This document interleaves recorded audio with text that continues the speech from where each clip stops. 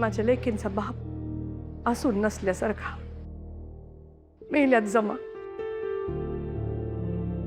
पण लोकांनी म्हणणं वेगळं आणि माझं वेगळं.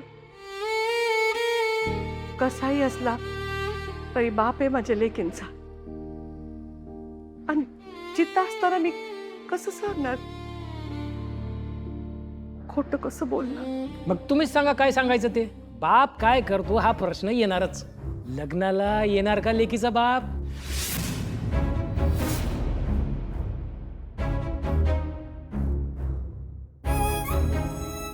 कृष्णाताई, तुमचा लय आदर आहे मला. तुम्ही खोटं बोलणार नाही, पण गप तरी बसला ना. म्हणजे बापाबद्दल विचारलं तर मी सांगतो काय सांगायचं ते. लयच काय विषय वाढला तर प्रत्यक्ष बघायला आल्यावरच बघू काय सांगायचं ते. मी जाऊन त्यांची नवनी करीन. सांगन का माझ्या शारदाचं लगीन आहे, तुम्ही राग थुकू द्या आणि या. मग तुम्ही म्हणशील तसं करा.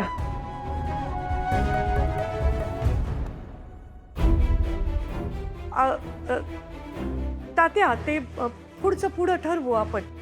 आधी तुम्ही माझ्या शारदासाठी चांगलं स्थळ आणा. स्थळ एकाला 100 आहेत हो, पण तात्या 100 नको, एकच पण चांगलं स्थळ बघा आमच्या ताईसाठी. अगं सांगायची तशी पद्धत असती गौरी. जुन्या पद्धती सोडायची वेळ आली तात्या. जग बदलते. हा, हे पण खरं आहे म्हणा. तेच, त्याच्यामुळे ताईसाठी एकदम चांगलं स्थळ बघा. 1 नंबर पोरगा आहे. कारखान्यात चांगल्या पगाराची नोकरी.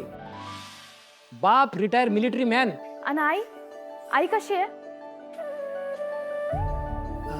आई आई 1 नंबरच पाहिजे. आता हे आईचं काय मत आहेस गौरी? तू म्हणलीस ना लग्न कराया फक्त चांगला मुलगा मिळायला पाहिजे.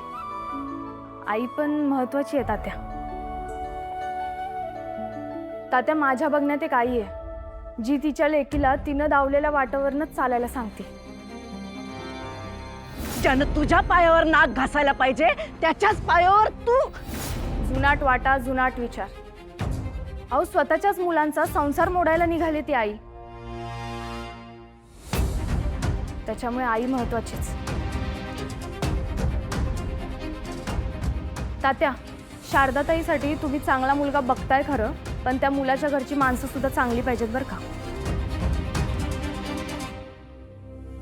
समजूतदार आणि नव्या विचारांची. कळलं? हा, कळलं. बरोबर ना आई? बरं, येतो कृष्णाताई. सुखी राहा.